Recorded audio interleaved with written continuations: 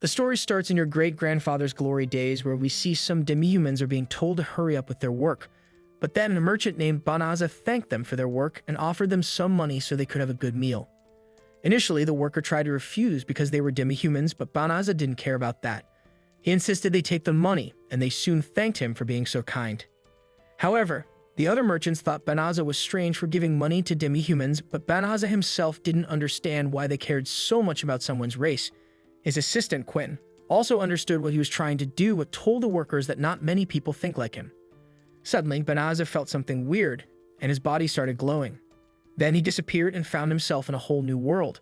Everyone in the room thought they had successfully summoned the hero they were looking for, but Banaza didn't get what was happening. He thought there must have been a mistake because he was just a regular merchant. Then an old grandpa called the cardinal explained that they summoned people like Banaza to help fight the Dark Army. They soon gave him a glowing orb to test his powers, while the cardinal explained that the summoned candidates will receive divine abilities. As he placed his hand on the orb started to glow. However, to their surprise, they discovered that Banaza possessed the stats of a regular person. Assuming their summoning had failed, Banaza admitted he wasn't a hero and requested to return to his world. But before anyone could respond, another candidate with maxed out stats stole the spotlight, drawing everyone's attention. While everyone flocked to the impressive new candidate, Banaza was left alone, confused as to why nobody was listening to him. Eventually, he found himself in a carriage, reminiscing about his encounter with the king, who informed him that the gate he entered through was a one-way trip, leaving him stranded in this unfamiliar world. However, acknowledging their error, they offered Banaza shelter in the forest to the north, under the condition that he kept their mistake a secret. During their journey to the forest, Banaza attempted to converse with the demi-human driving the carriage, asking if he was a slave of the king. However, the demi-human explained that slavery didn't exist in their world, emphasizing the equality between humans and demi-humans. But when Banaza asked about their destination, the demi-human closed the window, signaling an end to the conversation. After 20 days of travel, they finally reached the forest, and the lizard man presented Banaza with a magical bag, a gift from the king containing everything he needed to survive for a few days. However, the lizard advised against staying in the forest due to rumors of the Dark Army's presence. Banaza bid farewell to the lizard and checked his bag, pulling out a sword. Suddenly, 3 slimes emerged from the forest and attacked him. However, he quickly realized the sword was nothing special as it broke after just a few hits. Despite his broken sword, Banaza managed to defeat the slimes. Suddenly, a strange symbol suddenly appeared in his stats window, something he'd never seen before. Curious about the symbol, Banaza soon realized that he could communicate with a system that had somehow become his guide. It showed him the spells he had acquired and revealed that his bag was set up with a monster-luring spell, explaining the sudden appearance of the slimes. Suspicious of the king's intentions, Banaza quickly realizes that the king wants him gone. With the system's help, Banaza removed the spell from his bag and decided to find a safe place to stay. However, the system warned him about malicium, a harmful substance left by your mother that contaminated the forest. The system, however, offered to purify the forest using a third of his mana, and Banaza agreed. Suddenly, a massive magic circle appeared, and the forest began to cleanse itself. Soon after the purification spell, the system informed him that he had leveled up multiple times, which shocked Banaza. Meanwhile, at the castle, the princess reprimanded the king for mistreating Banaza, reminding him of the rumors about the Dark Army's camp in the forest he was sent to. Despite her concerns, the king remained calm, not caring about Banaza since he didn't become their hero. Suddenly, a cleric arrives, revealing that they found signs of the highest sacred magic being used. The king immediately assumed their hero had employed the purification spell, hailing him as one of the greatest in history. However, the cleric clarified that the hero was actually in the south, while the purification occurred in the north. Back in the forest, Banaza discovered that he had reached level 367, despite not having slain any monsters apart from the slimes. Puzzled by this, he speculated that experience could also be gained through simply practicing magic. Wondering why the strange symbol hadn't changed, he asked the system to show his mana, only to find it fully restored in a matter of seconds, which made him think that it was very low. Concerned about people recognizing him in the city, a system suggested using a transformation spell. Intrigued by the idea, Banaza agreed and transformed into another man after initially appearing as a girl. With the system's guidance, he learned he could use teleportation magic, which he used to teleport back to the kingdom. Happy to have his magic, Banaza wondered if it was common in this world. But before continuing, he attempted to teleport back to his old world, and it proved futile, so he resolved to earn some money. He headed to an adventurer's guild to seek missions, where the attendant explained the registration rules. Trying to conceal his true identity, he introduced himself as Fleo and soon receives his rank badge, which he was advised to keep with him. While scanning the mission board, Fleo noticed a girl seeking an escort to the Della Zava forest, offering payment. However, due to the forest's reputation for being infested with demons, none of the adventurers were willing to accept the job, except for Fleo, who happily volunteered, assuring her that he could teleport her there safely. Upon hearing Fleo's words, everyone was left stunned, unable to comprehend how he could wield such advanced magic. This made a knight named Balerosa intervene, warning Fleo to stay away from the girl. Suspicious of Fleo's suspicious claims, the other girls deemed him a creep. However, Fleo insisted on proving his abilities and suggested that they go with them. After going outside, Fleo executed his teleportation spell, transporting them to the distant Delavisa forest. The girls were astounded, which made the mage Balano question whether Fleo was a high arch-wizard. However, Fleo humbly admitted that he was just a beginner adventurer, and Balerosa then apologized for doubting him. However, the little girl soon notices the sudden disappearance of Melitium in the forest. Wanting to share his deed, Fleo was quickly warned by the system not to disclose information to a demon. Suddenly, the adventurers drew their weapons, surrounding the girl as Balerosa revealed the girl's real identity. The girl, now revealed as Fenris, the younger sister of Fengaril, one of the four infernals, explained their purpose of observing the enemy. She proceeds to release her Melitium, which soon affects everyone, except for Fleo. Unfazed by this, Fenris attempts to devour them, but Fleo swiftly dodges and teleports the others to safety. But despite Fenris' threat of devouring him, Fleo refused to back down, determined to make his mark in this unfamiliar world. He braces himself for the impending battle, resolved to use all his spells to defeat Fenris. As she charged, he erected an earth wall for defense and ensnared her in a whirlwind. Despite her escape attempts, Fleo also employed a gravitational spell, rendering her completely immobile. The system then suggested subjugating Fenris with a spell, but Fleo refused, rejecting the idea of bringing slavery to this world. After exhausting all her mana in an attempt to escape, Fenris surrenders. Convinced that a fallen warrior had no place in this world, she told Fleo to end her life. However, Fleo expresses his reluctance to kill her, disregarding her demonic nature and emphasizing his refusal to harm a surrendered foe. Moved by Fleo's words, Fenris reverted to her human form, only to find herself in her peak form. Seeing this, Fleo quickly covered her with his cloak and promised to let her leave if she promised to stop fighting humans. However, due to severe exhaustion, Fenris suddenly fainted. Reflecting on his newfound mastery of high-level magic, Fleo pondered his extraordinary abilities. Upon awakening, Fenris acknowledged her defeat and expressed gratitude for Fleo's mercy, recognizing that she would have been finished if she were to lose to someone else. Promising never to harm humans again, she declared Fleo as her master, though he quickly declines the offer. Despite her insistence, Fleo stood firm, permitting her to travel freely. Refusing to accept Fleo's rejection, Fenris threatened to end her own life, prompting Fleo to accept the offer, allowing her to accompany him on his journey. Overjoyed by his decision, Fenris pledged her loyalty, stating the instinctual bond between wolves and their masters. Meanwhile, in the castle, the king asks about the battle with the Dark Army, bewildered by the defeat of his knights. The hero, however, attributed their failure to the knights' weakness, citing their break in formation upon encountering a demonic beast. However, despite being the hero, the king learned that the knight had fled the battlefield altogether, further frustrating him. Back at the castle, the hero analyzed his stats, confused by the lack of improvement despite a month of training. Convinced of his capability to defeat only weak magical beasts, he questioned his lack of acquired skills. His servant Suya then arrived for duty, providing a welcome distraction. The following day, Fleo and Fenris ventured into the city, intending to register at the Adventurers Guild. Mistaken for a couple by a passing merchant, they entertained the idea to avoid arousing suspicion during their travels. Fenris even joked about becoming his wife, expressing her desire to remain by his side forever. Upon reaching the guild, the attendant asked Fenris for her name, which almost caused her to reveal her true identity before Fleo intervened. He then registered her under the alias Riss. Suddenly, an urgent mission was announced, which was to eliminate a herd of psychotic bears in the north, with a significantly increased reward. Despite their initial hesitation, Fenris urged Fleo to accept the quest, confident in her ability to handle the bears alone. Teleporting to the designated area, Fenris eagerly prepared for the hunt, only to stumble upon a group of girls surrounded by the bears. Fenris suggested ignoring them, blaming them for being weak. However, Fleo hesitated as he witnessed the dire situation unfold, realizing the girls were no match for the ferocious bears. He cast a lightning spell which decimated most of the bears, with one last remaining continuing to attack Balano. However, Fenris swiftly took it down, saving their lives once again. Grateful for his intervention, the girls expressed relief at Fleo's safety and voiced concerns about the risks he faced. Fleo then introduced Fenris as his travel companion, however, left her disheartened as she had hoped to be introduced as his wife. Suddenly, a bear emerged behind Fenris, but her fierce glare intimidated it, causing it to collapse in fear. Taking pity on the trembling bear, Fenris decided to make it her pet, shocking the girls. Activating a restraint spell, Fleo transformed the bear into a cute creature they named Sabi. Following the chaos, the girls formally introduced themselves.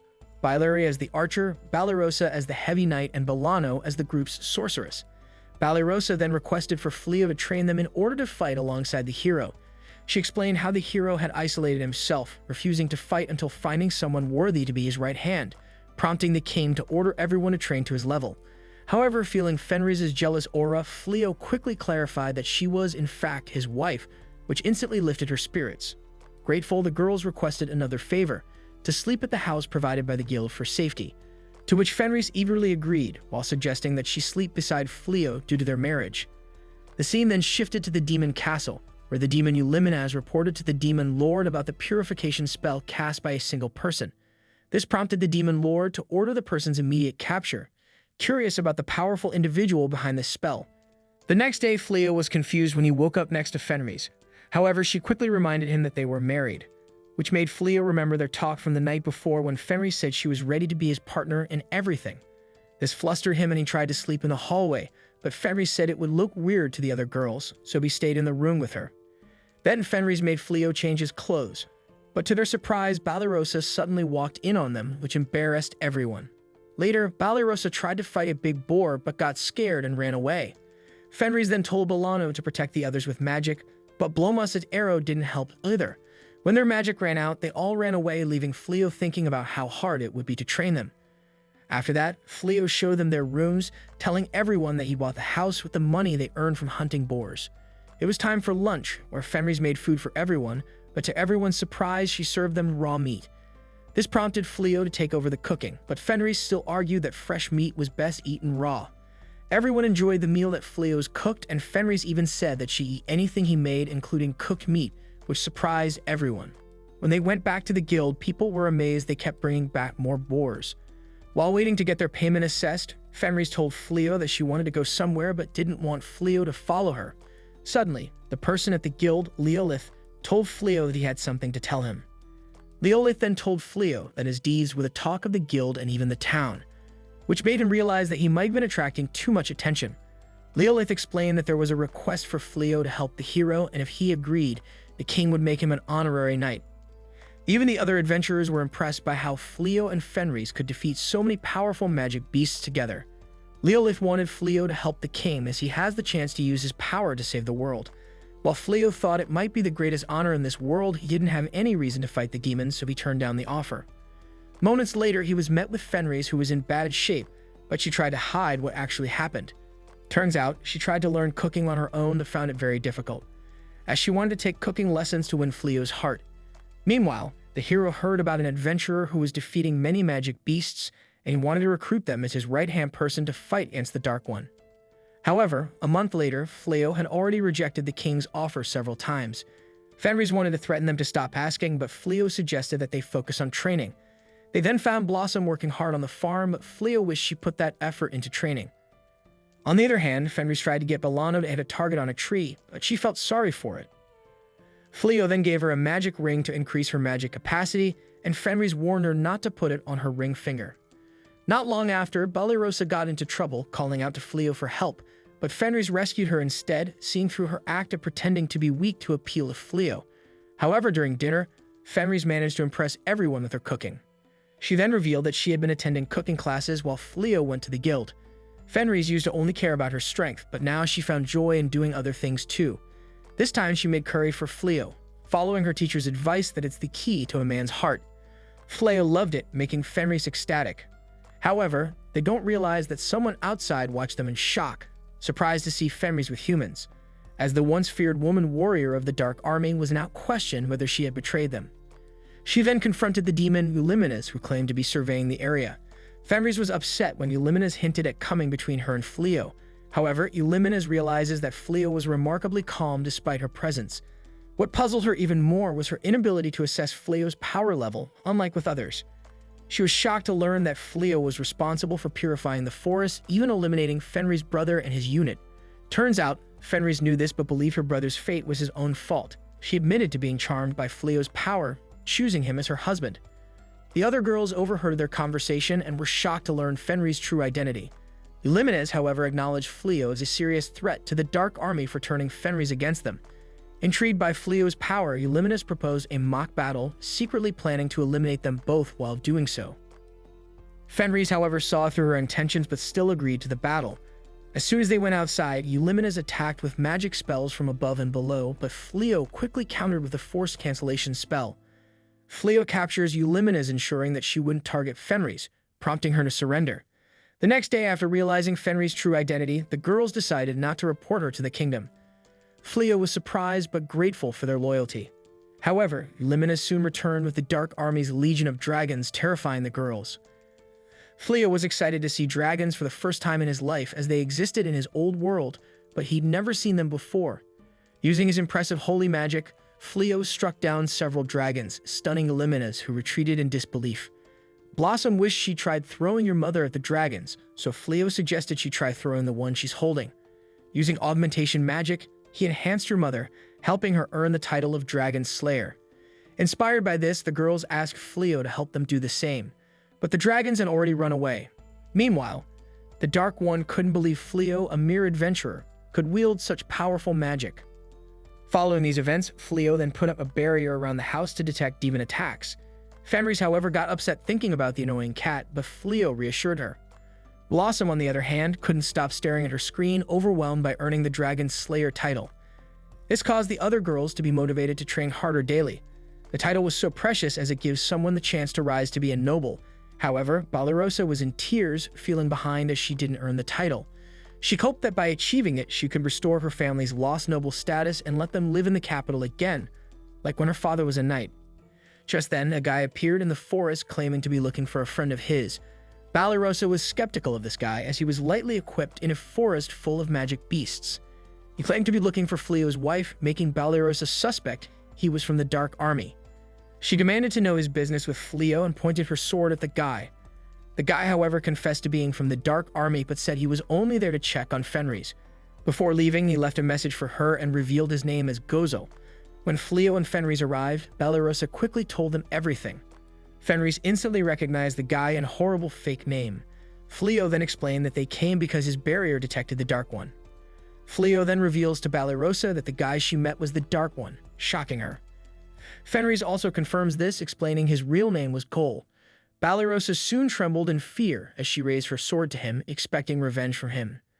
The next day, Gozo was invited to their home, shocking Balarosa.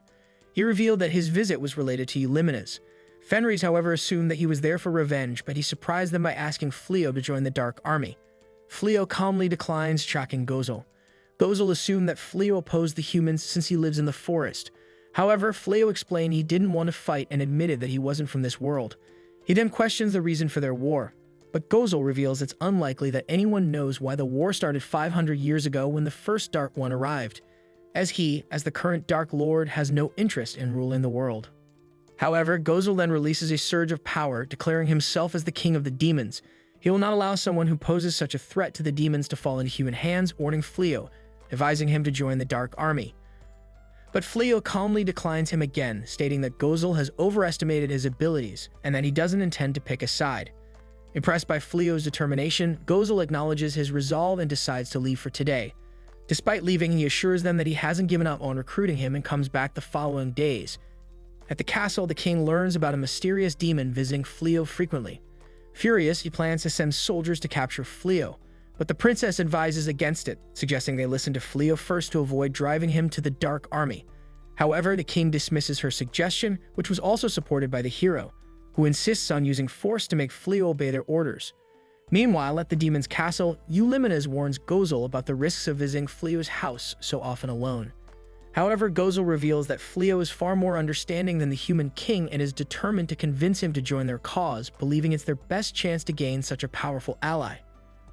Eulimenes reminds Gozo that their soldiers are awaiting his orders, but Gozo hasn't made a decision yet about when they will make their move. It turns out Eulimenes is concerned because some demons have started to speak ill of the Dark One for visiting Fleo so often and wonders if Gozel's visits are worth the risk. Back home, Fleo reveals his plans to sell gear made of dragon scales and shows his prototype. He's determined to make it a successful business to support themselves. But Fenris worries if Fleo's decision to refuse working for the king is the right one, as it would earn them more money and allow him to use his abilities to the fullest. This made her wonder if he's avoiding fighting demons because of her, but Fleo explains it's more about not wanting to fight anyone if he doesn't have to, which made Fenris admire his kindness. Suddenly, the golden-haired hero arrives, and Fleo stops Fenris from attacking him. The hero, however, gives Fleo two options, which was to become his subordinate or be considered as an informant to the Dark Army, which will prompt the hero to defeat him then and there. The hero is pleased with his ultimatum, thinking Fleo was speechless in awe of him.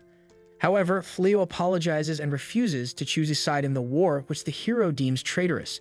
The girls point out the hero's nonsense, but the hero threatens them, saying they'll only be free if they help him convince Fleo. This made him get serious and suggested leaving to avoid fighting. Fenris is open to the idea, and the other girls agree to go too, realizing that fighting a war is just not right. The hero, however, points out they can't escape the soldiers surrounding them. But Fleo shocks everyone by using a teleportation spell to make them all disappear, along with the house and fields. As they reappear near a town west of the royal capital, everyone is amazed by Fleo's teleportation. Meanwhile, as Gozel arrives, he sees everything gone and blames the humans, causing him to launch an all-out attack on the kingdom. Back with Fleo and the girls, they're relieved to be far from the capital, with Balirosa especially relieved as the Dark One can't find her here. Fleo then apologizes for putting Fenris through all of it, but she's just happy to be by his side. She then declares that she'll make a feast to celebrate their new home, and everyone rushes inside. As the Dark Army begins its invasion, setting villages ablaze, the humans try to defend themselves. In the northern stronghold, a knight reports to the king that the Dark Army is on the verge of breaking through. The king wonders why the hero isn't acting, but he's informed that the hero is hiding in the south castle. His advisors suggest gathering all the mages to cast a purification spell, but the king hesitates due to the huge risk. However, they urge him to act quickly before the demons breach the stronghold. Meanwhile, Gaul observes the battle and decides to retreat upon knowing the humans will use a purification spell. Back at Fleo's home, he returns from his trip to the town, explaining his plans to make money by selling gear made from dragons. Blossom and Bilary offer to help by selling vegetables and breeding horses respectively. However, Belano and Balirosa feel useless but are comforted by Fenris, who promises to support them. So Fleo encourages them to focus on getting stronger in their free time. At the castle, the king's advisors report the Dark Army's retreat after the mages cast the purification spell, which will protect the kingdom for 3 months. However, they've exhausted all their magic reserves. The princess, realizing that the king is unfit to lead, takes charge and removes the hero from his position. This made the advisors question how they'll handle the Dark Army without a hero, so she decides to seek guidance from the oracle. A knight then goes to tell the hero that he has been kicked out due to the princess taking control. The hero, angered by the news, tries to assert his importance to protect the kingdom, but is ignored and left outside by the knight. That evening, Fleo expresses his gratitude to Fenris for helping him survive, noting he wouldn't have a peaceful life without her. The next day, the girls encourage Fleo to go on a date with Fenris, assuring him they can handle things in his absence. Though initially embarrassed, Fleo agrees and Fenris eagerly looks forward to their date. In town, Fleo asks Fenris if she wants anything, intending to buy her something as thanks for her support. They find a piece of jewelry which Fleo purchases, thinking it suits her well. Upon returning home, Fenris hugs Fleo, leaving him flustered until he realizes that she's asleep. Despite giving her some space, Fenris follows him, making it difficult for Fleo to sleep. At the castle, the hero breaks into the royal treasury in search of an item to defeat the demon lord. He becomes jealous of Fleo's power and hears a girl's voice offering him power in exchange for freeing her. He quickly accepts the offer and a secret passage opens, revealing a sword. The magian of primordial light and darkness, Haya, appears and grants him 3 wishes. Meanwhile, in the castle, the princess meets the oracle Ashura, discussing the kingdom's peril and the need to find something to save them from the Dark Army. But suddenly strange collars appear around everyone's necks, causing panic. The princess then orders her men to go to the royal treasury to investigate. Ashura explains that they have been chosen as sacrifices for the Magian, who will behead them after granting a wish. The princess reveals that in the past, the Magian was summoned to eliminate the demon lord but caused destruction, leading to her sealing. Concerned about their fate, the princess asks Ashura to find a solution. But after doing her thing, Ashura suggests finding the true hero, who has already been summoned, likely located in the western part of the kingdom. Meanwhile, Fleo visits a merchant who admires the shield made with dragon scales Fleo brought. The merchant mentions someone also selling dragon meat in town, which Fleo confirms it was him. Impressed, the merchant agrees to buy Fleo's shield and requests for other items for sale, expressing interest in working together. There, Banished observes Fleo, impressed by his business skills, acknowledging he was a merchant before arriving in their world. Banished confessed her feelings for Fleo, but quickly retracted them, fearing that she might be hated by Fenris. But Fenris suggested finding someone similar to him instead and praised Kouho's suitability as a partner for Banished despite her lingering fear of him due to his identity as the Demon Lord. Soon after, Fleo joined them, expressing gratitude to Banished for directing him to a profitable shield shop. As they prepared to head home, Fenris acknowledged Fleo's upcoming busy schedule, but expressed her desire to spend more time with him whenever he was free. However, their moment was abruptly interrupted by a warning from the system about the approach of a Magian. The Magian suddenly appeared before them, revealing that her goal was to eliminate Fleo. In a desperate attempt to protect Fleo, Haya launched an attack, only for Fenris to intervene and sustain a mortal wound herself. Realizing that conventional magic was ineffective against the Magian, Fleo prepared an advanced spell, only to discover that Fenris's injuries were too severe for traditional healing magic to be effective. Fueled by desperation and the fear of losing Fenris, Fleo unleashed a powerful spell, recalling memories of their shared moments together. Using his newfound strength, Fleo tapped into abilities he never knew he possessed, using a time reversal spell that saved Fenris' life. Haya is astonished by Fleo's sudden surge of power, knowing that humans are supposed to be weak. However, Fleo's demeanor changes drastically as he ruthlessly attacks her, ignoring her protests about her mastery of magic. Despite her attempts to fight back, Fleo's infinite stats and skills overpower her completely. Meanwhile, Fenris recovers from her injuries and learns that Fleo saved her. She witnesses Fleo's intense assault on Haya and initially admires his strength, believing he's doing it to protect her. However, she soon becomes troubled when she realizes that Fleo's behavior contradicts his usual rejection of violence, leading her to conclude that he has lost control. Haya, now fearing for her life, begs for mercy, but Fleo, driven by his anger for Fenris' injuries, begins to strangle her. Fenris suddenly intervenes, pleading with Fleo to stop, reminding him of his good heart and expressing her admiration for his kindness. Her words reach him, and he reluctantly spares Haya's life. Relieved, Fleo is overjoyed to see Fenris recovering, as he had feared she might not survive. Meanwhile, the princess and her group of mages are teleported to a forest. Grateful for their assistance despite their depleted magic, she orders the knights to care for them and sets off to find the true hero.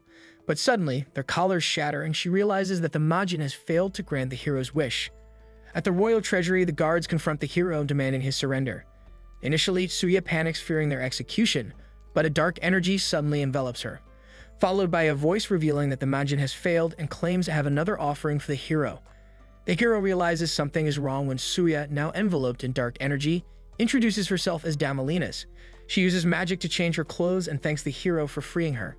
She then casts another spell, transforming the hero into a massive monster, which helps her to escape. Damalinas vows to punish the royal family for sealing her, noticing a teleportation circle indicating a royal member's escape, and decides to search outside. Back to the village, Haya finally regains consciousness and is surprised to find herself healed. Fleo then explains that he spared her because Fenris survived despite his initial anger. Banished is concerned about Haya's danger, suggesting they reseal her in the royal treasury. But Fleo reveals that he used a spell to look into Haya's memories and discover why she attacked them. This astonished her, as she was the only one capable of using the mind-reading spell. Suddenly, Fenris suggests letting Haya join their group, believing her powers could be useful.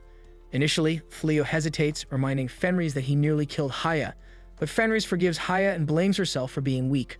Fleo ultimately decides to accept Haya into the group on the condition that she refrains from harming others. Upon hearing Fleo's offer, Haya realizes that Fleo is unlike any human she has met and takes a liking to him, accepting him as her master. She looks forward to seeing what Fleo can accomplish with his powers and can't help but remember the intensity in his eyes when he was angry, feeling a strange thrill at the thought. Fenris, noticing Haya blushing, becomes jealous and quickly questions her. Fleo then contemplates using the time reversal spell to help the villagers by undoing the damage, but Haya warns him against it. She explains that the spell only moves time within a specified area and could cause unforeseen accidents if used on the entire village. She adds that humans aren't typically strong enough to use the spell, but Fleo is an exception due to his infinite stats and his ability to use total acquisition magic, which lets him learn the spells of those who attack him. This is why he can use the time reversal spell, but she still insists he shouldn't use it again. After hearing this, Fleo then decides to use a restoration spell instead. Later that day, Fleo returns home with Haya, who introduces herself to everyone, explaining that she will be living with them since she has nowhere else to go. Balinese welcomes her and shows her to her room, but everyone else freaks out, thinking Haya is too dangerous to live with them. That evening, Balinese talks to Fleo, who discloses to her that he is confused about what to do with his powers. Balinese admits that she is also confused because she no longer knows who she should be fighting, having learned that everything she knew from the kingdom was a lie, and thanks Fleo for helping her discover the truth. Fleo then joins Fenris in their room, but she seems depressed and asks if he plans to return to his world, fearing he might use magic to leave her. Fleo reassures her that he isn't going anywhere because he wants to be with her and asks her to be his real wife. He tells her that he can't imagine living without her, and she admits her feelings for him as well. They start making out only to realize that Haya is in the room watching them. Haya reveals that she was watching the entire time, claiming it is her duty to look after her master. This angered Fleo and tells her not to spy on his private life, but Haya insists that mating is a natural behavior and there's no need to hide it. Fenris also becomes angry, and they start arguing while the other girls listen, realizing they are having a fight. Haya, however, offers to make herself invisible while she watches them, but they refuse, thinking that would be even worse. The scene then cuts to the princess asking around for Fleo in a store, asking whether the owner knows of an adventurer who can defeat magic beasts on his own.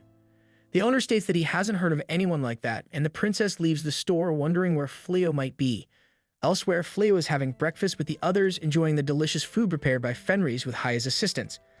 Haya then mentions that she could have used magic to cook, but Fenris preferred her help instead. Fenris considers it her duty to cook for her husband and his pack, offering Haya tasks like cleaning and laundry. Haya assures them she can do those chores in an instant, but the others become troubled, realizing they earn their keep by doing such tasks. If Haya takes over, they'll be left with nothing to contribute. Fleo notices the others' depressed mood and wonders what's wrong. The scene then shifts to Blossom working in the fields, determined not to lose to Haya when it comes to fieldwork. Fleo helps her out, and Bailey reflects on her own role, feeling limited to raising horses rather than contributing more to the household. Meanwhile, Balana reflects on her past as a knight's daughter and apologizes to her late father and brother for not becoming a royal mage like them. She's determined not to let Fleo's efforts go to waste and desires to become stronger, recalling the spells he taught her. Suddenly, they hear noise outside, and Milano and Bailey investigate, finding a magic beast running amok in Blossom's fields. It tries to attack them, but Milano defends using a barrier. Balinese arrives and explains that the magic beast seemed docile at first, so she brought it there, but it suddenly went wild. Bailey then transforms Saib into a rabbit and rides the magic beast to bring it under control, surprising the others with her ability to control magic beasts. Bailey, however, dismisses her ability of controlling the magic beast as nothing special and wonders if they can utilize the large area of land around. Balinese then explains that the land belongs to the lord of the town, but they could potentially use it if they buy it. The scene then shifts to Fenris and Fleo alone in town, enjoying some rare alone time. Fenris is delighted, likening their outing to a date, though Fleo insists they're just there to sell armor. She playfully suggests they flirt as much as they want since they're a married couple now, and Fleo admits he's also happy to be with her. As Fleo sells some salamander skin armor, the shopkeeper notices its lightweight quality and suggests adding ornamentation to make it suitable for women.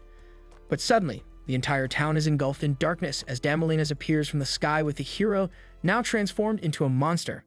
Fleo and Fenris notice the commotion and investigate, discovering the monster descending from the sky. He rushes to protect the townspeople, while Damalinas attacks the princess and her soldiers. Haya then arrives, sensing the evil presence, and informs Fleo that the monster is actually a human under the control of Damalinas, the Grand Magus of Midnight. She was once the strongest mage ruling over the Magic Kingdom, who had delved into forbidden black magic and was defeated by a hero in the past. In the past, Damalinas' consciousness lingered on even after her body was defeated, and she was sealed in the pedestal of the sword. Fenris blames the hero for releasing Damalinas, but Fleo allows Haya to take care of the situation, prioritizing the safety of the citizens. Meanwhile, a lone knight protects the princess from Damalinas' attack, but even he is terrified of her. Damalinas expresses her desire to see the princess's despair, but is interrupted by Haya, who is there to dispose of those who disturb her master. Despite Damalinas' attempts to harm Haya, her spells are ineffective against her. Damalinas then transforms the hero into an even bigger monster, threatening the town's destruction. but Fleo quickly intervenes, canceling Damelinus' spell with his powers. Much to her disbelief, Haya, seizing the opportunity, turns Damelinus into a small red ball and restores the hero and Suya to normal. Haya then absorbs Damelinus into her psychic realm, assuring everyone that she will discipline her powers for Fleo's sake. Fenris acknowledges that Haya is starting to understand how things work in their world, signaling a newfound understanding and cooperation among the group. The princess then introduces herself to Fleo as Elizabeth Clyrode, a first princess of Clyrode, and expresses her gratitude for saving their kingdom from crisis. She apologizes on behalf of the king and the former hero for their problematic behavior. Elizabeth, however, asks Fleo to come to the castle as the true hero, believing it to be fate that they met. However, Fleo humbly declines, feeling unworthy of such a role and preferring his current peaceful lifestyle with his wife. Back at the house, the girls convene a meeting to discuss their plans. Bailari expresses her desire to expand their land to breed horse species of magic beasts, explaining that they need more space for this endeavor, followed by Blossom, who suggests increasing their fields to grow more vegetables, proposing to use magic beast carriers for transportation to ease Fleo's burden. However, Fenris doubts the feasibility of having beasts obey weak humans, suggesting normal horses instead. Bailari, however, argues that normal horses are expensive, but raising magic beasts in a spacious area will make them docile. Fleo agrees to negotiate with the Lord for more land, but expresses hesitation about letting the girls handle the finances, citing the high cost of the current land. He explains that the absence of demons in the area has driven up land prices. But despite their disbelief in the high costs, Fleo assures them that it's the right price due to the demon-free environment. The girls express concern that their savings from their time as knights won't be enough to buy the land, but Fleo reassures them that he'll purchase it for them. Fleo then proposes they repay him by managing the land, but the girls find the deal one-sided. He then suggests they pay him 30% of the profits from the land, which they agree to. The scene then shifts to Blossom plowing the new land, and Fenris and the others notice how content Blossom looks doing this compared to training. Fleo suggests Blossom grows something unique for the area to sell and offers to use his magic to control the climate. However, Blossom declines, preferring not to rely on magic and wanting to nurture her crops under the natural sun. Haya criticizes farming as inefficient and subject to climate change, but Blossom remains firm. Belano also shares that she decided to attend the College of Magic as a student, but got hired as a teacher instead, thanks to the spells Fleo taught her. Hearing this, the group congratulates her, and Belano highlights that magic can be used in everyday life, not just for combat. She encourages Blossom to consider Haya's suggestion, and Fleo proposes letting Haya use her magic on a small section of the field as a trial. Fleo then assures Blossom that she can decide whether the crops meet her standards, and she agrees to the offer. Haya uses her magic to grow vegetables while Bailari trains her magic beasts. Seeing everyone pursuing their passions, Fleo reflects on how amazing they all are, and Fenris expresses her happiness at the sight. Fleo soon shares his own aspiration of opening a store in this world someday. Hearing this, Fenris assures him of its success and pledges to promote it among her acquaintances. But they discuss the potential panic from demons visiting the town. However, Fenris suggests they disguise themselves as humans. She then promises to do anything for him, and Fleo gifts her a ring, declaring it their wedding ring as he wears a matching one. Fenris is delighted to receive it. Meanwhile, the hero and Suya find themselves imprisoned, facing execution if the hero doesn't intervene. Balirosa finds herself in a strange place dressed in a black wedding dress and is confused about her surroundings until Eulimenes appears, congratulating her on the occasion. Then the demon king, Gozel, himself also appears, praising her beauty and declaring that the demonic army will dedicate all its strength to dominate the world as a wedding gift to the couple. Despite her rejection, Gozel declares his love and kisses her, jolting her awake from the nightmare. She screams, wondering why she would dream of such a malicious creature in such a situation. During breakfast preparation, Fenris asks the girls if everything is okay. Balirosa then mentions that she has been having many nightmares lately. Fenris, however, suggests this might indicate that she is in love. As for her race, dreams are images of desire. The other girls immediately imagine the Demon King being attracted to Balirosa, noting how the Demon King always went home early whenever Balirosa wasn't around. However, Balirosa denies this, shouting that the Demon King must be waiting for the right moment to kill her because she raised her sword against him. They then also suggest that Balirosa might even be able to forge bonds between the two races, just like Fleo and Fenris did. The conversation eventually shifts to Fenris and Fleo's love story, as the girls have never heard it and want to hear it from Fenris. Initially, she hesitates, not knowing exactly how to tell their story, but she soon reflects on Fleo's character. Unlike the Lupines, who always solve everything with claws and teeth, Fleo is extremely generous and seems to always have his guard down. She thought that he needed to change his ways to survive in this world, but she eventually realized that being soft with him wasn't so bad after all. Suddenly, Fleo receives an alert about a detected anomaly in the magical barrier surrounding the city, which turns out to be Greenel, who notices Fleo's barrier. The next day, Elizabeth learns about the special gold coins recently donated by Fleo. She recalls him refusing to take sides in the war and giving her money to help rebuild the city. However, these special coins were not distributed to the general public. However, the Council recalls giving this type of coin to a young man named Banaza, who was mistakenly summoned to another world and then banished. This caused them to suspect that Banaza might be Fleo. Suddenly, news arrives that the former great hero and his servant have escaped from the dungeon. Elizabeth then orders a search for them and realizes the reason why Fleo didn't take on the title of hero. However, she acknowledges that dwelling on the past is futile, as she was the one who supported the golden-haired man for the role of the great hero. Meanwhile, soldiers search for the escaped man, with the hero blaming the Jinn for their situation. Suya, however, reminds him they were caught stealing from the castle, but the hero defends himself, stating it was a payment which he chose instead of the money supposedly owed by the kingdom.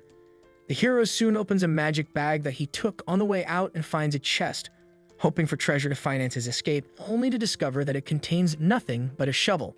The soldiers heard the voices nearby but found nothing behind the bushes. It turns out that the hero had used the shovel to dig a large hole in seconds, allowing them to hide. The problem now is how they will escape from the hole. Meanwhile, in the Demon King's castle, Eulimenes informs Gozul that Fleo and his companions may have left the kingdom after extensive investigations failed to find him. Gozul believes that Fleo couldn't have teleported away, as teleportation requires familiarity with the destination, as Fleo just arrived in Clyrod recently. Eulimenes then suggests that instead of focusing on finding Fleo, they should advance their army against the humans. Gozul, standing up, reminds her that Fleo can purify everything alone, making him a priority target. He gently touches Eulimenes' head, apologizing for the recent trouble but maintaining that he won't sacrifice his comrades for conquest. Owen secretly spies on their conversation and reports back to Uigard, Gozul's brother. Uigard is fed up with Gozul's reluctance to attack and his plan to enlist a human in their army, as he believes a demon's duty is to destroy humanity, not ally with it. Uigard, angered by Gozul's leadership, decides to seize the throne for himself. He cannot tolerate his brother's approach and plans to overthrow him to ensure that demons fulfill their duty to eradicate humanity. Meanwhile, Fleo and Fenris stroll through Clyrod's market, purchasing exotic ingredients for new recipes Fenris wants to try. Despite Fleo's earlier detection of a potential violation, everything seems fine for now, so they continue their leisurely walk. Along the way, they encounter Mrs. Holdley closing her shop due to difficulties finding new suppliers after the recent battle against the Demon King's army disrupted transportation routes. This prompts Fenris to remark on the far-reaching effects of war, making her sad. Suddenly, Balirosa approaches the couple and offers to pay for their lunch, surprising Fenris, who worries their romantic lunch will be interrupted. However, Fleo accepts Balirosa's offer, seeing no issue with her joining them. Confused, Fenris questions Balirosa's sudden generosity, to which she explains that she rose in rank in the Adventurers Guild, leading to bigger rewards. She wants to show her appreciation for the support she's received from Fleo and Fenris. Suddenly, Haya alerts the presence of a being with immense magical power approaching, and Gozul appears once again looking for Fleo. Fast forward a few minutes, he joins them at the lunch table, explaining that he came after detecting strange magic in the area. He expresses his interest in speaking to Balirosa, prompting her to wonder if her dreams are prophetic. As they enjoy a wonderful fried fish, Gozul marvels at humanity's culinary skills, reminiscing about his observations of humans before inheriting the throne.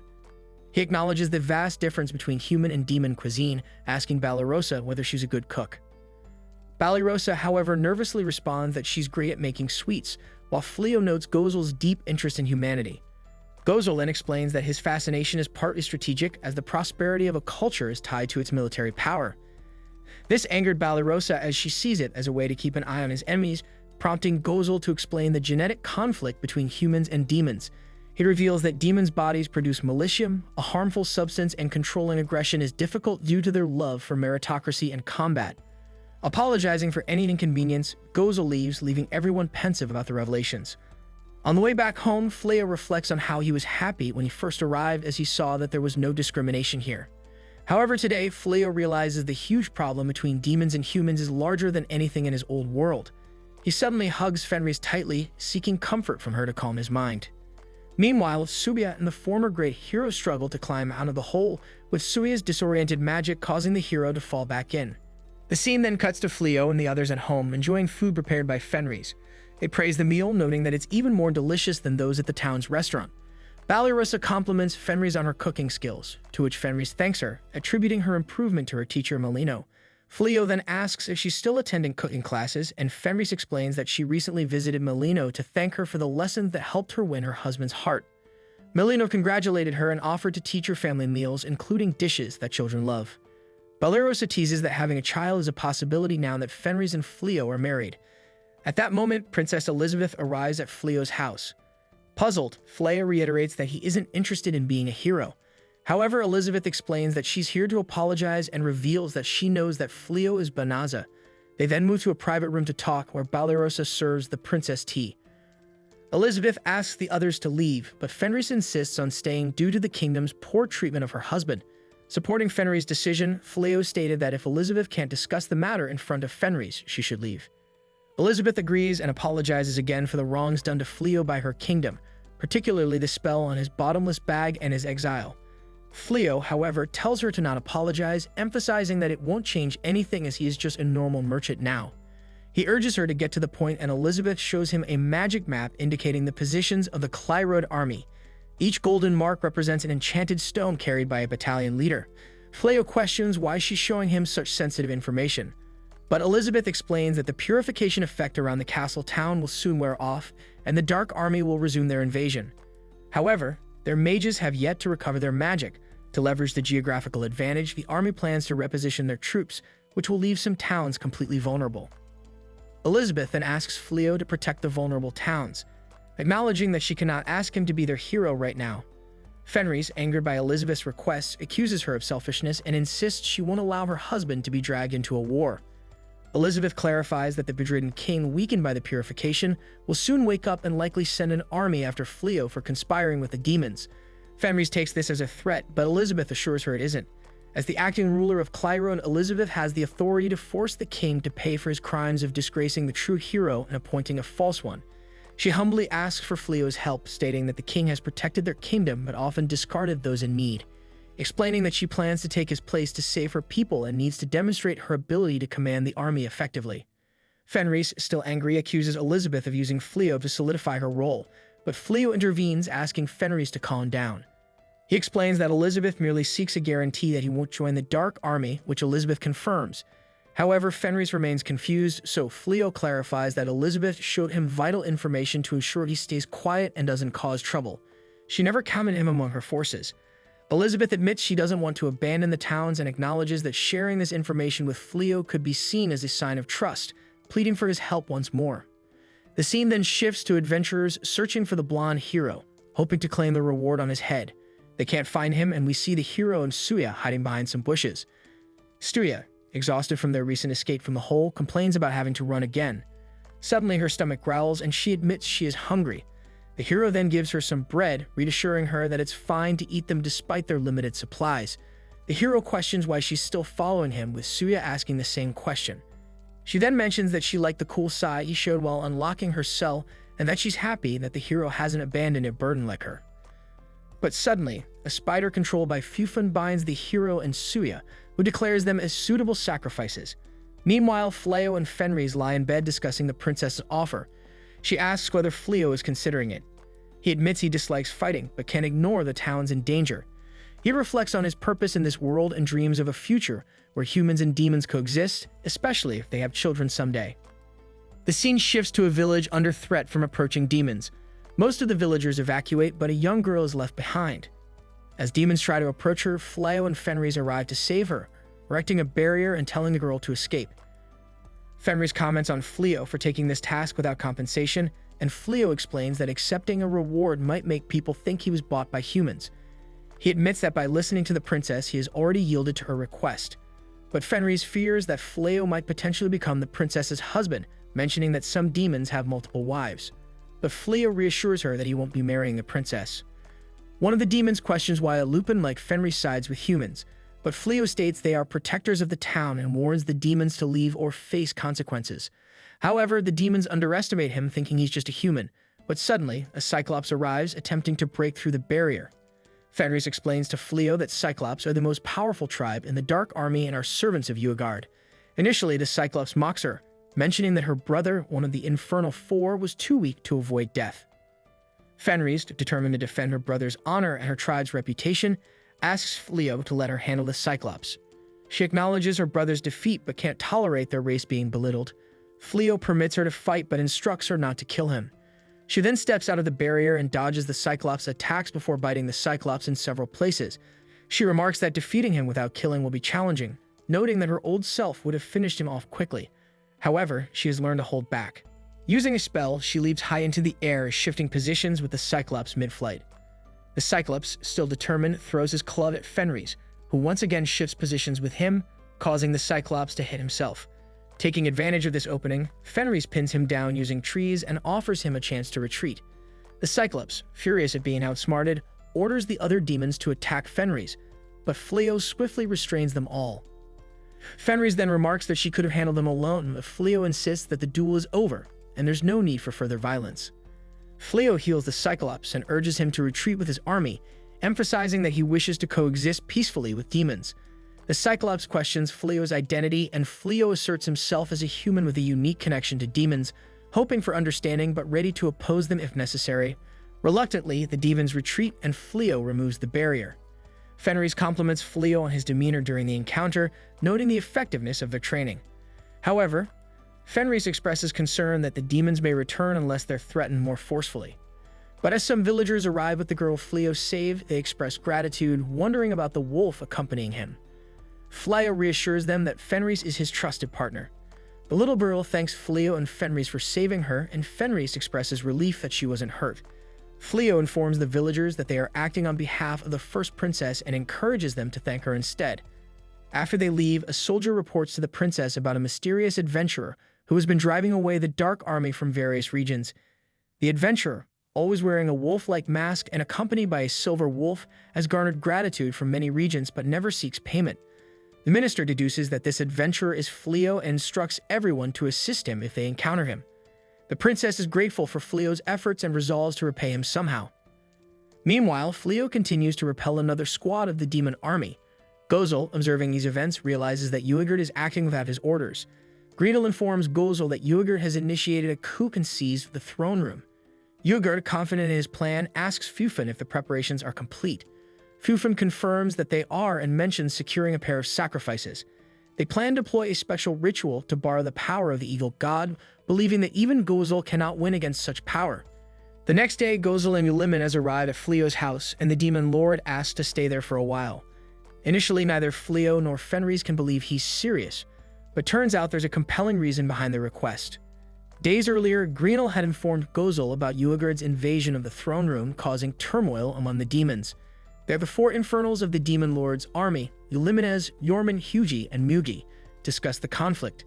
Eulimenes was the only one who refused to stand idle in the face of betrayal, while Yorman, Hugi, and Mugi preferred not to interfere, believing Gozel needed to see the consequences of his decisions. Sleep, however, believed Gozel was the rightful ruler and needed to assert his command. The four infernals then headed to the throne room, where they were greeted by Fufun, where Eulimenes attempted to attack Uagard but only succeeded in breaking her own claw, leading Uagard to punch her effortlessly. Despite Eulimenes' best efforts, she couldn't land a decisive blow and Fufun mocked her, but before she could eliminate Eulimenes, Gozel appeared, accompanied by Greenel. Uagard immediately challenged Gozel to a duel for the throne, but Gozel had no interest in fighting. Uagard accused his brother of losing control and making senseless decisions, such as frequently visiting a human city for indulgence and withdrawing the army from enemy borders when victory was within reach. Listening to these accusations, Gozel asked if Uagard had sent the army without his permission, and he admitted to doing so, believing Gozel's reluctance to conquer the humans showed his weakness. Gozel then asked the Infernals if they agreed to this, and their silence provides the answer. Faced with this reality, Gozel sees no other choice but to display his power. But to everyone's surprise, Gozel relinquishes ownership of the demon ring to his brother, announcing his retirement as Demon King. Uagard thinks he's being mocked, but Gozel makes it clear that if everyone thinks he's unworthy of the position, there's no point in remaining on the throne.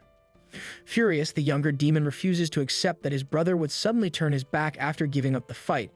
He then lunges at Gozel, who, with just one kick, sends Uagard through all layers of the castle walls until he's thrown outside. Afterward, Gozel apologizes to his servants for disappointing them all and leaves. Taking advantage of the distraction, the great hero plans to flee once and for all. After hearing the whole story, Fleo warns that he needs to hear the opinion of all the residents before accepting the visitors. The first of them is Banished, who arrives excited to talk about today's hunt until she sees Gozel sitting on the couch and gets a fright. Fleo takes advantage of the warrior's arrival to ask what she thinks of those two staying at the house, but the woman is so terrified she can't respond. Sometime later, they all gather in the living room to discuss the matter. Although none of the four seem very happy with the idea, Gozel tries to calm things down by revealing that he's no longer the demon king, having relinquished the throne and the army. When faced with the girl's surprise, he concludes that it no longer makes sense to live in the demon lands after everything that happened, so he turned to the only people he can call friends. Blossom then argued that the enemy army was attacking Clyro just a few days ago, but Fenris explains that they were under the command of Yoingard, Gozel's rebellious brother and the new Dark Lord. Belano asks if the two will stay there like that time when the demon was making tea, and he answers yes. However, Euliminus makes it clear that this doesn't change the fact that they are demons and scares the girls, forcing Fleo to calm the feline down. Despite everything said, Fenris doesn't understand how the former demon king could have nowhere to go. But Euliminus explains that Gozel gave all his gold to the demons who also left the army, as he believes if it hadn't been for them, the damage suffered by the army would have been much greater, so they deserve this reward. Euliminus argues that it is this lack of firmness that causes so much discord among the servants. However, he recalls taking the throne from his father due to not agreeing with his leadership. Considering that he no longer has the support of the people to continue with the crown, it makes sense to hand it over. Nevertheless, the former leader can still act in some ways even away from the throne, just as Fleo did by stopping the enemy advances by infiltrating the borders as an unknown adventurer. Soon, Fleo informs the other residents that he and his wife don't mind allowing the two visitors to stay and asks what they think about it. Blossom doesn't have the courage to refuse since she also lives on the favor, while Bilary mentions that the two pledge not to harm anyone. Delano also mentions that she only cares about the former demon lord making tea, and Haya assures that she will be the sword and shield of the supreme being in case anything goes out of control. Bellirosa asks if everyone there is crazy for letting the demon who was once a king and his loyal servant live there, but with a pleading face, Fenris questions if the knight really wants her to kick out her former boss and colleague now that they've lost their home. Stive also gives the girl 2 pats to affirm that she also agrees with the visitor staying, adding even more pressure on her. Soon, with no way out, she ends up accepting, making Fenris celebrate the possession of the greatest force of demons within the house. The next day, already a resident of the property, Gozel offers to help Blossom on the farm, but the woman refuses. Then he asks Bilary if she wants help training the horses, since he has a lot of experience with magical beasts, but the power emanating from the demon scares the animals, so the trainer asks the guy not to interfere. Later, he meets Fleo and his small arsenal of weapons and armor that the human manufactures to sell. Seeing the plaque made of dragon scale that belonged to his aerial unit, Gozel considers that using the winner and using the loser as sustenance is how the world works. Furthermore, the aggression came from the demonic side, so Fleo doesn't need to feel guilty. Noticing that the scales have several stored spells, Gozel presumes that the demons will need a big plan when facing an army of humans dressed in that type of armor. Hearing the conversation, Euliminus comments that her master seems much happier now than on the throne, and she doesn't know how to feel about it. That night, everyone shares a stew by the campfire and begins to bond, but Balirosa remains isolated in a corner. After dinner, all the girls fall asleep, but the warrior remains awake, looking at the stars. But suddenly, Fenris appears with some herbal tea and cookies because she noticed that Balirosa didn't eat anything. Furthermore, the Lupin had noticed that her friend seemed depressed and came to check on her. Fleo then apologizes for seemingly forcing Balirosa to live with the demons and offers to talk to her. However, she acknowledges that she has no right to refuse being a resident by favor and admits she was just surprised to see all her friends accepting so quickly. Fleo then emphasizes that he loves the life he leads now, where he sells equipment made from materials of beasts they themselves hunt, everyone eating the vegetables that Blossom and Side cultivated on the farm, and Bilary taking care of the animals while Bolano and Haya study magic. Although his intention is to highlight teamwork and the strong bonds among the residents, Balirosa feels like an outsider in this whole environment. Regarding the demons, deep down she knows they can interact and feel things like humans, and they also consider humans as aggressors. Even so, she can't accept this fact because despite being a rookie who has never been on a battlefield, she has seen hundreds of comrades lost by demonic hands.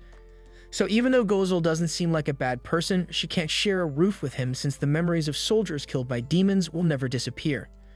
Fleo understands that the knight feels this way but points out that the two came to look for this house out of necessity. Finally, Fenris would like to know if Banished also feels this repulsion towards her, considering that she was also part of the demonic army, mentioning that when she was on the enemy side, she wanted to feed her soldiers with her flesh, which shocked Banished as she doesn't know how to react to this information since she has always seen her as an innocent and vulnerable girl. Fenris then reminds her that it was Banished who taught her to make these cookies, as she's not as useless as she thinks. The next day, Banished approaches Gozel and Eulimenes, warning them that if they harm the humans in any way, she will make them regret it. Gozel understands from this speech that the woman has accepted them as residents even though she made it clear she will keep an eye on them. However, Eulimenes questions what a useless knight who was trembling all yesterday can do against them. She then tells the feline to shut up and mentions her loss to Fleo, angering Eulimenes. Witnessing this, Gozel laughs in the middle of the argument and soon approaches Banished, extending his hand in gratitude for being accepted. However, she makes it clear that she will only shake the demon's hand when he proves himself trustworthy. Meanwhile, the great hero flees the demon territory, full of jewels he borrowed from the treasure room, but a mysterious shadow seems to be on the tail of the fugitives. The scene then cuts to Yuigard, deep in thought, frustratedly wondering why his superior army is losing against the humans despite their numerical advantage. He demands an explanation from Fufun, who informs him that the path was riddled with traps, preventing their troops from even reaching the human army. Enraged, Yuigard states that the demon army had never faced such obstacles before and insists they must simply break through with sheer numbers.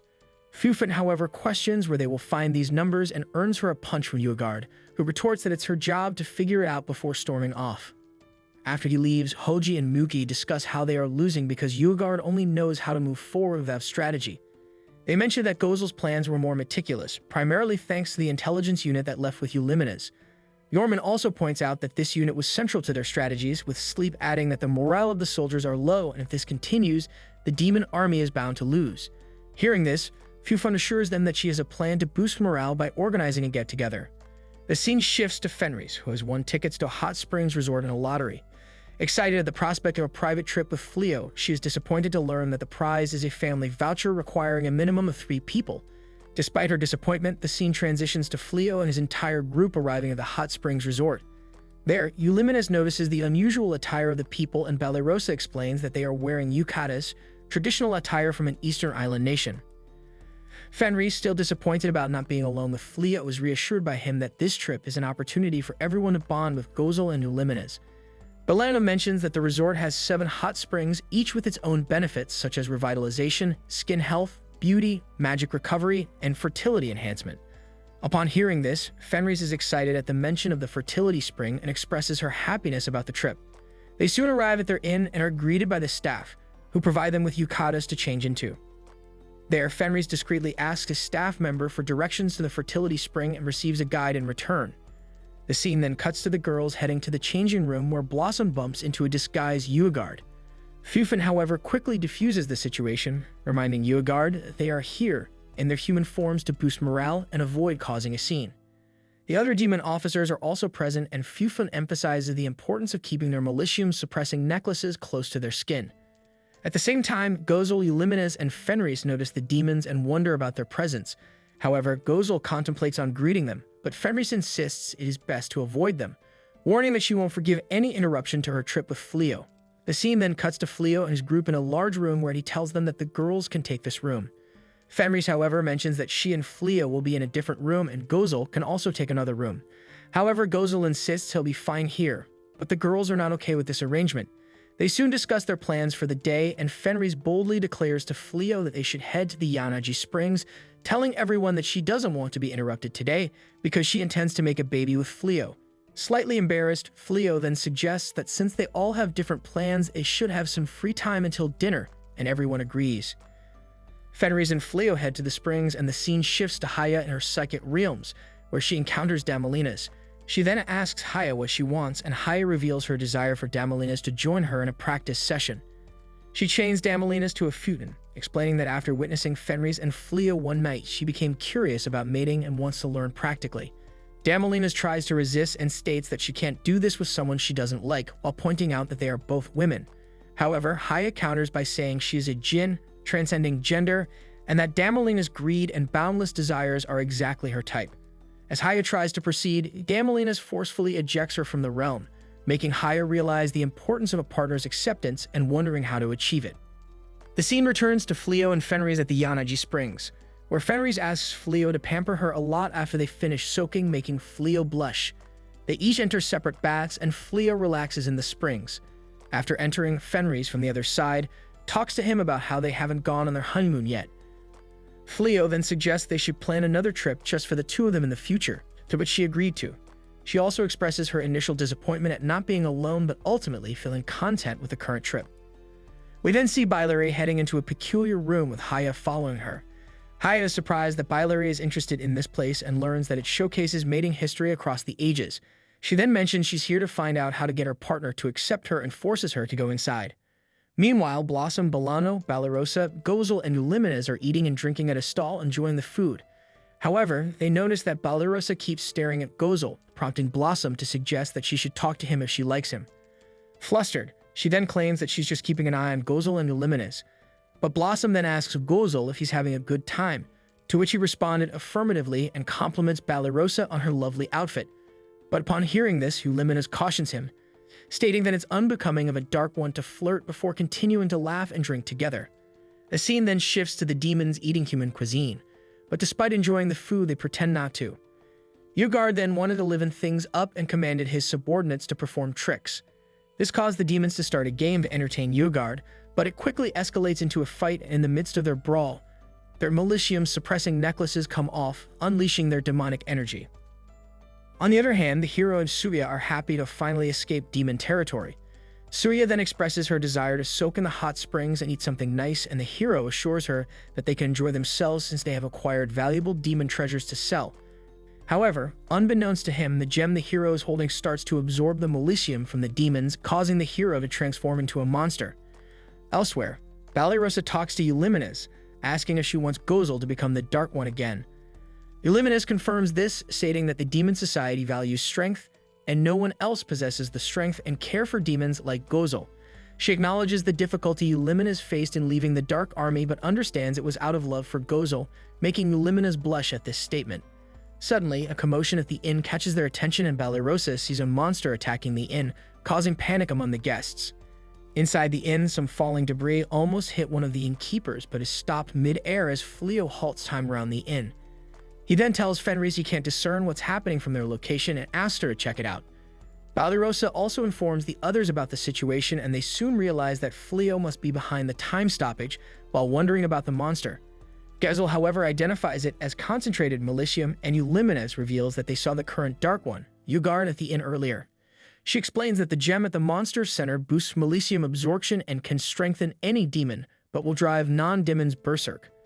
Balarosa then insists they must help evacuate everyone from the inn, refusing to let Fleo handle everything alone, citing his sacrifices and their desire to support him.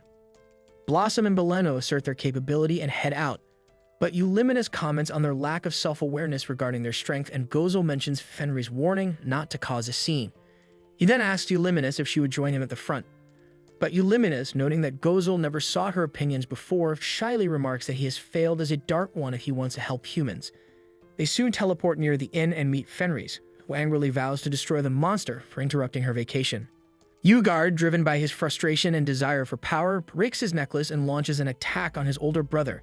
Gozel casually blocks the attack, but Ugard quickly hops onto a monster, taking control of it.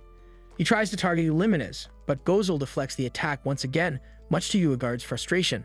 Meanwhile, Balarosa rushes to inform Fleo about the rampaging monster and the fact that Ugard and his underlings are in the resort disguised as guests. She suspects that Gozel might have conspired with his kind. However, Fleo cuts her off, expressing confidence that Gozel wouldn't be involved in such a scheme. Balarosa blushes, realizing she's been caught lying. Fleo reassures her that everything is under control with Gozel and Uliminas there, and plans to focus on protecting the building. During this time, Ugard uses his expert control of Militium to throw Gozel around. The older brother, not taking much damage, reveals that they need to get the two foolish humans away from the magic gem. Fenris, eager to vent her frustration, casts a relocation spell that puts her within striking distance of the disgraced hero. She lands a divine punishment punch that sends Blondie flying. The demonic creature dispels because it has been separated from its power source, causing Ugard to hop off. Gozel saves Suya, keeping his promise never to harm humans. He then orders Uliminas to deal with the officers while he takes on his little brother. The officers, uninterested in fighting, suggest leaving the conflict to the brothers. However, Fufum antagonizes Uliminas by insulting her, prompting the cat to pounce on her. Ugard, unwilling to back down, believes that living by one's instincts is what demons do, and there is no greater pleasure. He lands some hits, but Gozel casts a spell that turns his opponent's attacks back on them. Ugard takes this as a challenge and coats himself with Malicium, but his punches are so weak that Gozel takes them head-on. Gozel temporarily seals Ugard's Malicium, making him as vulnerable as a normal human, since Malicium is the source of a demon's immense physical strength. Gozel reveals that he perfected the spell to defeat his predecessor, a type of magic that humans were trying to develop because they were attacked too much.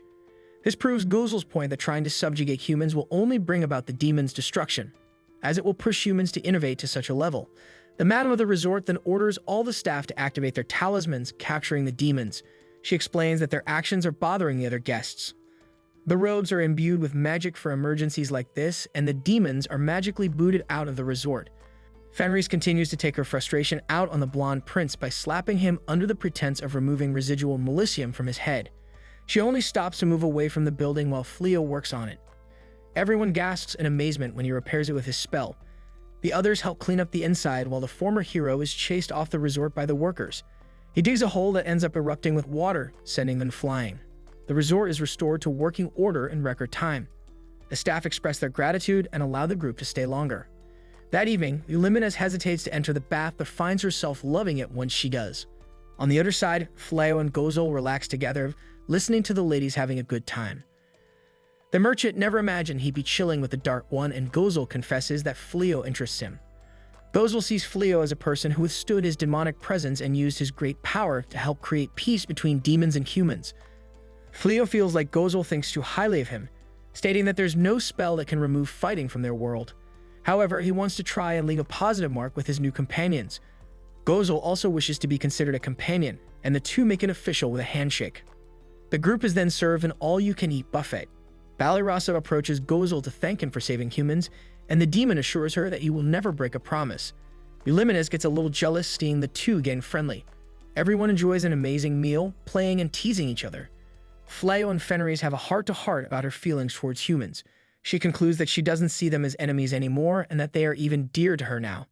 Fleo wants her to help him defend the town when the demons attack, and they spend some time together.